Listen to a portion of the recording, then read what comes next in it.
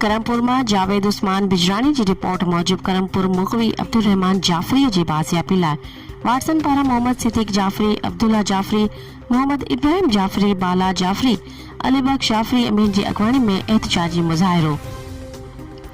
मुखवी मुजाहिरीन एहतजाज कंदे मीडिया के दाहिंदे चयो त असांजे नौजवान अब्दुल रहमान जाफरी के अगवा थिए 2 महीना गुज़री चुका आहिनि।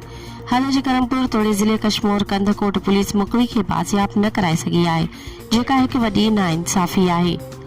मुखवी जे वारसन IG Sindh, DIG Larkana, SSP Kashmir Kandhkot ऐं ॿियनि वसवारनि खे अपील कई आहे त अब्दुल रहमान जाफरी अगवा वाक़े जो नोटिस वठी मुखवी के बाज़ियाब कराए असां सां इंसाफ़ कयो वञे। आख़िर में अगवा थियल नौजवान जे वारसन चिताव ॾींदे चयो त सुभाणे ख़मीस ॾींहुं अब्दुल रहमान जाफरी जी बाज़ियाबी लाइ करमपुर कैडेट कॉलेज वाले इलाके में रोड ब्लॉक करे इंडस हाईवे ते धरणो हणंदासीं।